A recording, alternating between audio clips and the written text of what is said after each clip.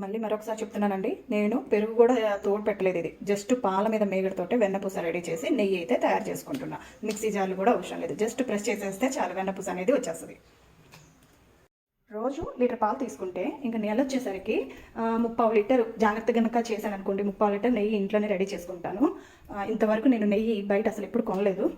పొద్దున్నే వచ్చిన పాలు మాత్రం కాచేసేసి ఫ్రిడ్జ్లో పెడతాను, బాగా కాగనిస్తాను. పాలైతే ఈరోజు కాచిన పాలను అసలు వాడను, రేపు యూజ్ చేస్తాను వీటినైతే. ఇంకా పాలను అలా కదలకుండా ఉంచేసామనుకోండి ఫ్రిడ్జ్లో, పైన రేపు పొద్దున్న కల్లా మేగడ తెట్టలా గట్టిద్ది. ఆ మేగడిని ఇలా గిన్నెలో స్టోర్ చేస్తాను. కొంతమంది నా ఫ్రెండ్స్ అడిగారు, నువ్వు మేగడనే స్టోర్ చేస్తావు కదా మరి ఫ్రిడ్జ్లో, నీకేం రెడ్గా రాదా, మాకెందుకు నేను రెడ్గా వస్తుంది గిన్నె పైన అంతా అని అన్నారు. నేనేం చేస్తానంటే వీటి మీద మూత అసలు పెట్టను, ఇలాగే డైరెక్ట్గా పెట్టేస్తాను ఫ్రిడ్జ్లో. అలా ఒకసారి మీరు కూడా పెట్టి చూడండి అని చెప్పాను వాళ్ళకి. ఇది ఇప్పుడే ఫ్రిడ్జ్లో నుంచి తీసి పెట్టాను కాబట్టి వెంటనే వెన్నపూస అయితే చేయను. ఇదంతా ఒక గిన్నెలోకి తీసుకుంటాను. ఇప్పుడు ఒక 2 గంటలు అలాగే బయట వదిలేస్తాను. 2 గంటలు అయింది, కూల్ నార్మల్గా ఉంది కాబట్టి ఇంకా ఇలా ప్రెస్ చేయడమే. ఆ గిన్నెలు పెట్టుకొని అబ్బా ఎంత చాకరీ అంటే వెన్నపూస చేయాలంటే మజ్జిగ కూడా అవసరం లేదు, జస్ట్ ఇలాగ ప్రెస్ చేసేసామంటే వచ్చేసింది. నా పాత వీడియోస్లో కూడా అదే వెన్నపూస చేసే వీడియోస్ పెట్టాను.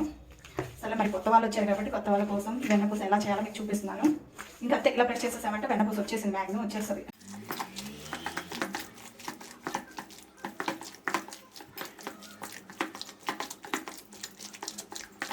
చూసారు కదా వెన్నపూస ఎంత ఈజీగా రెడీ చేసేసాను. చాలామంది వెన్నపూస చేయాలంటే మిక్సీ జార్లు కడగడానికి భయపడిపోతారు. మిక్సీ జార్లు అవసరం లేదు, మజ్జిగ అవసరం లేదు, ఇలా ఈజీగా చేసేసుకోవచ్చు.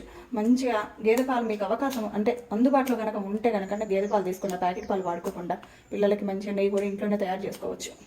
నెయ్యి పొంగిద్దేమో అనేసి ఇలా 2 గిన్నెలోనే కాసేస్తున్నాను. బాగా కాగిన తర్వాత కొన్ని మెంతులు కానీ తమలపాకు కానీ ఇంకా కరివేపాకు కానీ వేసేసుకుంటే మంచి సువాసనతో నెయ్యి అయితే రెడీ.